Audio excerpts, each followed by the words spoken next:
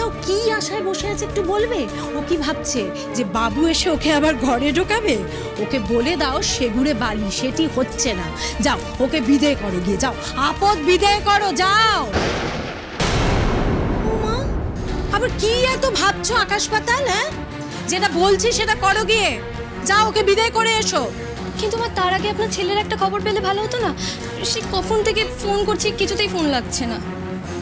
কি আশ্চর্য, তোমার কি মাথায় কিছু থাকে না? তাকে মোবাইলে না পেলে দোকানের ফোনে ফোন করো, এটাও বলে দিতে হবে। করেছিলাম মা, দোকান অনেক আগে বন্ধ হয়ে গেছে, সবাই বাড়িও চলে গেছে। আর এই মানুষটাকে ফোন করছি, ফোন সুইচ অফ আসছে। কোথায় যে গেল এই ঝড় জলে, কিচ্ছু বুঝতে পারছি না। সেটা আবার কি কথা? আমার ছেলেটা গেল কোথায় হ্যাঁ এই ঝড় জলের মধ্যে? আবার ওই ছাইপাশ গিলে ও ফিরবে, বাপরে। যাক যাক, বৌমা তুমি তুমি ফড়িংকে বিদায় করো, গিয়ে আমি স্বরূপের ব্যাপারটা দেখে নিচ্ছি। ফড়িংকে না মেন গেটের বাইরে একদম বার করে দিয়ে আসবে। আর কত নিচে নামবে তুমি সেচকাম্মা? আর কত ছোট হবে বলো? এই ঝড় জলে মেয়েটাকে বাড়ি থেকে বের করে দিলে, হ্যাঁ? কোথায় ওকে ডেকে আনবে তা না, কোথায় রাস্তাঘাটে বিপদ হবে, কি হবে, কিন্তু কিছুই বুঝতে পারছি না। আবার বলছো পুরোপুরি বের করে দেবে। আশ্চর্য। বড় বৌমা, তোমার সাহস কি করে হয় বলো তো আমার সাথে এইভাবে কথা বলার? আর আমিও না বুঝতে পারি না যে এই বাড়ির বড়রা কেন তোমাকে শাসন করে না। আমারও তো একই প্রশ্ন সেচকাম্মা। বাড়ির বড়রা কই? কেন সবাই চুপ করে আছে? কেন কেউ প্রতিবাদ করছে না? সেই জন্য তুমি আর মা মিলে যা পারছো তাই করছো। ফড়িং ভালো মেয়ে বলে চুপ করে আছে, কিচ্ছু বলছে না, থানায় যাচ্ছে না। শোনো বড় বৌমা, আমাকে তেজ দেখিয়ে না কোনো লাভ নেই। হ্যাঁ, বাড়ির বড়রাও চাইছে না যে ফড়িং এ বাড়িতে থাকুক, সেই জন্য কেউ ওকে আটকায়নি, এটা তুমি বুঝতে পারছো না? আর তাছাড়া বাবুকেও তো তুমি দেখলে, আর সে তো এখন বাড়িতেও নেই। ওই হয়েছে একটা ছেলে, গুটি গুটি বয় হয়ে কোথায় যে ঘুরছে, কি করছে জানি না। মেজো বৌমা, তুমি বাবুকে একটা ফোন করেছিলে, জানতে চেয়েছো যে ও বাড়ির থেকে বেরিয়ে কোথায় গেল? হ্যাঁ মা, করেছিলাম, কিন্তু ওনা কিছুতেই বললো না যে ও কোথায় আছে। মানে? হ্যাঁ মা, ও বললো আমি যেখানে আছি ঠিক আছি, সময় হলে ঝড় বৃষ্টি কমলে চলে আসবো। কোথায় আছে এটা বললো না কেন? বাবা, এমন কোথায় আছে যে সেটা বলাই যায় না? বাবুর আসলে তো রাগ না, রাগ করলে ওরা করে মাথার কোনো ঠিক ঠিকানাই থাকে না। এই বৌমা, বৌমা তুমি না স্বরূপকে আরেকবার ফোন করো। হ্যাঁ, আর ফড়িং এর ব্যবস্থাটা আমি করছি, বুঝতে পারছি তোমাদের দ্বারা কিচ্ছু হবে না। কি রে, এখনো কি মনে করে বসে আছিস? বসে বসে কাঁদছিস কেন? তুই তো এত দুর্বল মেয়ে নোস। কি করবো এখন আমি? কি করবো, কোথায় যাব? আমি তো জানি এটাই আমার বাড়ি, এখানে আমার ব্যাঙবাবু থাকে। এই বাড়ি ছাড়া আমার তো যাওয়ার আর কোনো জায়গা নেই রে। কেন? তোর মা আছে তো, তোর মা যেখানে আছে সেখানে চলে যা। এতদিন তো এই মায়ের জন্যই লড়েছিস, আর এই মাকে ন্যায় পাওয়াবার জন্যই আজকে তোকে সবাই তাড়িয়ে দিয়েছে, তাই না? তাহলে আজকে এখানে কিসের আশায় পড়ে আছিস? চলে যা নিজের মায়ের কাছে। ভুলে যাস না ফড়িং, এখন তুই একজন রাজ্য জিমন্যাস্টিক চ্যাম্পিয়ন। যতই চ্যাম্পিয়ন হই না কেন, আমি তো এবারের বউ। এই সংসারটা আমার, সেটাই আমার সব থেকে বড় পরিচয়। তুইও এরম সাধারণ মেয়েদের মতো কথা বলবি? তোর জগৎ এত সীমাবদ্ধ নয় ফড়িং, এর থেকে অনেক বড় জগৎ তোর সামনে তোর জন্য অপেক্ষা করছে।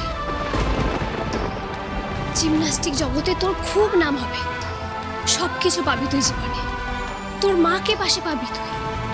আর কি চাই তোর? আমি যে আমার ব্যাঙবাবুকেও আমার পাশে চাই রে। ভুলে যা ফড়িং, সব ভুলে যা। তুই যে তোর মায়ের কলঙ্ক মুছতে পেরেছিস, এতেই তো তোর জীবনের উদ্দেশ্য সফল হয়েছে। তাহলে এই শ্বশুর বাড়ি, সংসার, এসব করে কেন মাথা খারাপ করছিস? ওরা যখন তোকে ভুল বুঝে বাড়ি থেকে বের করে দিয়েছে, তখন তোরও এ বাড়ি থেকে বের হয়ে যাওয়া উচিত ফড়িং। ভুল তো আপন লোকেই বুঝেছে, তোদের ভুল কি ভাঙবে না? তোর কি মান অপমান বোধ নেই ফড়িং? এখনো তুই আশা করছিস যে ওদের ভুল ভাঙবে? বেরিয়ে যা ফড়িং, বেরিয়ে যা, আর কখনো পিছনে ফিরে তাকাস না। কেউ তোর আবেগের দাম দেবে না ফুরি, কেউ না। না না না না, একদম না, একদম না। এটা তো আমার ব্যাংবাবুর বাড়ি, আমি ব্যাংবাবুকে কি করে ভুলে যাব? আমি যখন ওই ঝড় তুফানে গাছের ডাল ধরে ঝুলছিলাম তখন তো ওই মানুষটাই নিজের জীবন তুচ্ছ করে আমাকে বাঁচিয়েছিল। সব কিছু ভুলে গিয়ে একটা অসহায় মেয়েকে নিজের ঘরে ঠাঁই দিয়েছিল, কি করে ভুলবো আমি? ওই মানুষটা আমাকে একটা নতুন জীবন দিয়েছে, বাঁচার দিশা দেখিয়েছে আমাকে। ওই মানুষটা যদি আমার পাশে না থাকতো আজ আমি জিমন্যাস্ট হতে পারতাম বলতো? পারতাম না। পারতাম আমার মায়ের সাথে হওয়া সমস্ত অন্যায় মুছতে? ওই নির্মল ব্যানার্জির মুখোশ টেনে খুলতে পারতাম? কিচ্ছু করতে পারতাম না।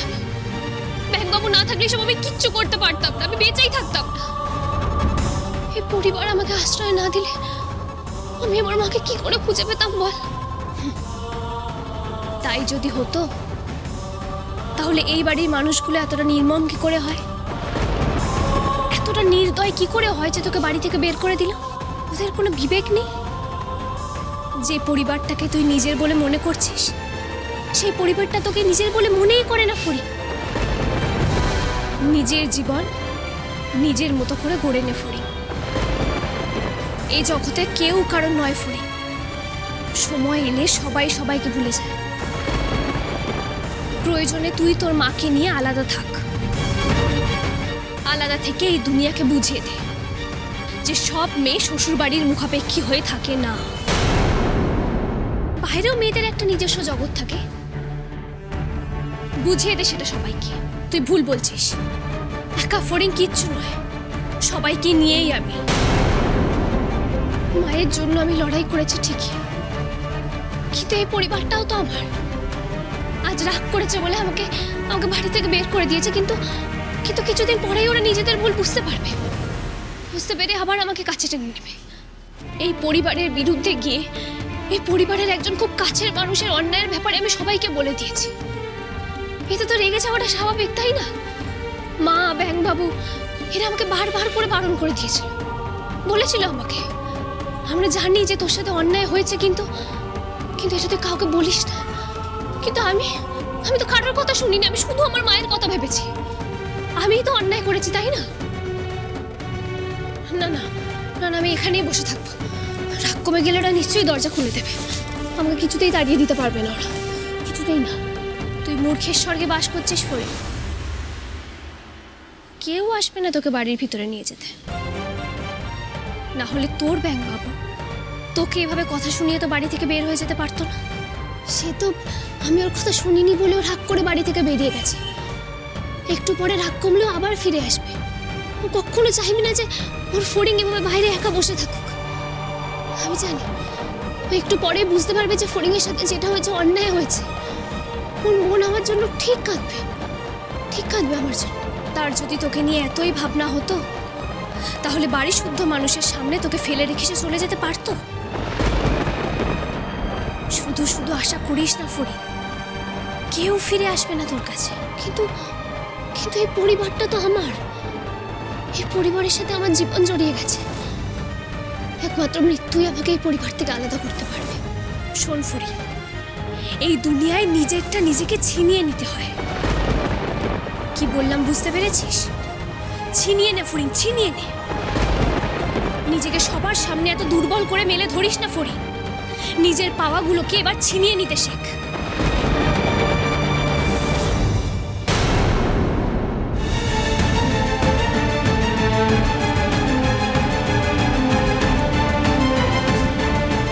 তাহলে কি এসব আমার ভাবনা? না না, এসব আমি কিচ্ছু করবো না, কিচ্ছু না। আমি এখানেই বসে থাকবো, এখানেই বসে থাকবো আমি।